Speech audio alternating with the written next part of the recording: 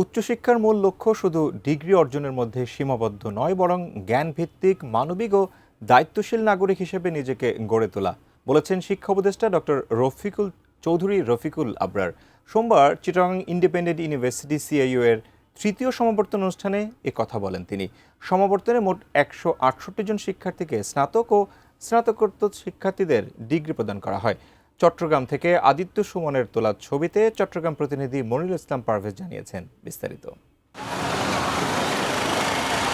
চট্টগ্রামের tiger pass এলাকার navy convention সেন্টারে চিটাগং ইন্ডিপেন্ডেন্ট ইউনিভার্সিটির তৃতীয় সমাবর্তনের আয়োজন। 121 জন স্নাতক পর্যায়ের শিক্ষার্থী এবং 47 জন স্নাতকোত্তর পর্যায়ের শিক্ষার্থী কৃতিত্বের সঙ্গে শিক্ষাজীবন সমাপ্তির স্বীকৃতি হাতে পেয়ে ভাসেন আনন্দ উল্লাসে।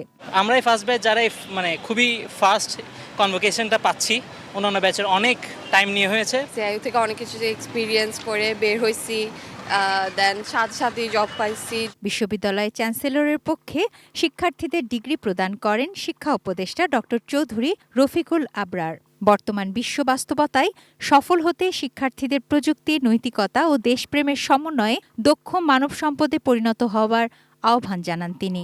বিশ্ববিদ্যালয়ে তোমার কি অর্জন করেছো তা নয়, এই অর্জন নিয়ে তোমরা কি করবে সেটাই হচ্ছে এই প্রশ্নটা নিজেদেরকে বোধহয় করার আজকে সময় তোমাদের এসছে।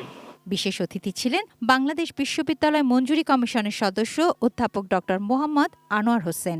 সমাবর্তন বক্তা ছিলেন ব্র্যাকের chairperson doctor Hossain Zillur Rahman. Of far greater importance is to take a pause and open your hearts and minds to the messages and the lessons which matter more. বক্তব্যে শিক্ষার্থীদের আগামী জীবনের জন্য দিক নির্দেশনা দেন সিআইইউ ট্রাস্টি বোর্ডের চেয়ারম্যান লুৎফে এম আইয়ুব, সিআইইউ এর প্রতিষ্ঠাতা ট্রাস্টি এসটিসিডিইউ এর চেয়ারম্যান মোহাম্মদ জাকারিয়া খান এবং বিশ্ববিদ্যালয়টির উপাচার্য অধ্যাপক ডক্টর মীর মোহাম্মদ নুরুল আফসার। অসামান্য কৃতিত্বের জন্য 7 শিক্ষার্থীর হাতে টপ অ্যাচিভার্স অ্যাওয়ার্ড তুলে দেন তারা। তুনাজিনা তনু, ডেস্ক রিপোর্ট, এটিএন নিউজ।